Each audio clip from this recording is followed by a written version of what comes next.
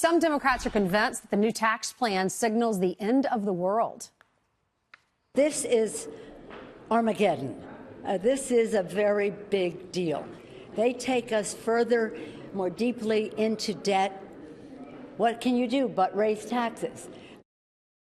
And as some on the left complain that the tax plan steals from the middle class, they neglect to look at what things like illegal immigration are actually costing the middle class, taxpayers in this country.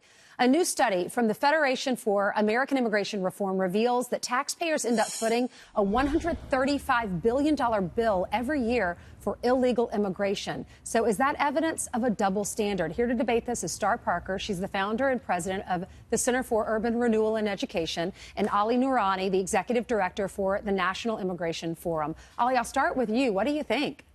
Well, I think that, President Trump has an incredible opportunity to actually solve this problem for the American taxpayer. In the next few weeks, we've got to decide how are we going to keep the federal government open. So President Trump is going to have one of two scenarios to choose from. He can sign a budget that will begin the process of the deportation of nearly 1 million Dreamers. That will cost the American taxpayer $20 billion. It will reduce our GDP significantly.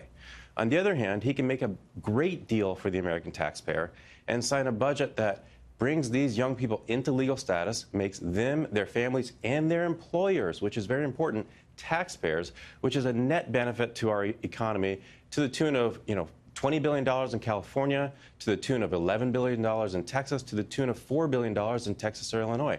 That, to me, is a great deal to make, and luckily, we've got the best deal maker ever as president. All right, Star.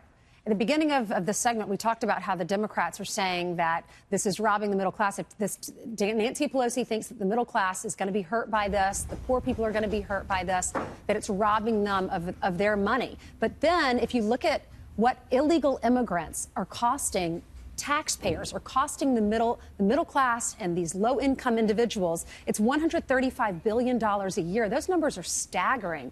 How do you feel about that? Because you're a hardworking American, and you're paying a lot of money for people who aren't paying into the system. That's exactly right. And there is concern, and DACA is a concern, and immigration reform, but it's a separate issue. When you're talking about this tax proposal, this will stimulate our economy. Economic policy should not be rooted in envy, for one. And the Democrats are just grasping to rev up resistance because they're losing. What has happened now is Trump and the GOP administration here have been able to come together and say, we're going to take issue by issue. And on this tax plan, what they have discovered is that, is that if they stimulate the economy through reducing that corporate tax rate, that the rich people will spend money. When rich people spend money, poor people make money. And that's one of the things that Democrats do not want to admit when they talk about taxes spent. I'm fascinated that now they're so concerned about the debt. But I'm also glad that the Trump administration, when we finish this tax plan, will move on to welfare reform. So that means we'll reduce the debt. Ali, what's your message for the president? My message for the president is that we can be both a nation of laws and a nation of grace. The American taxpayer is hurting. I think this tax plan has got an incredible amount of potential to put money back in the pockets of the American taxpayer. But let's pass immigration reform to make sure that these Dreamers are full-fledged Americans who are paying their taxes. And again, importantly, that their employers are paying their taxes. That's a great deal for the American.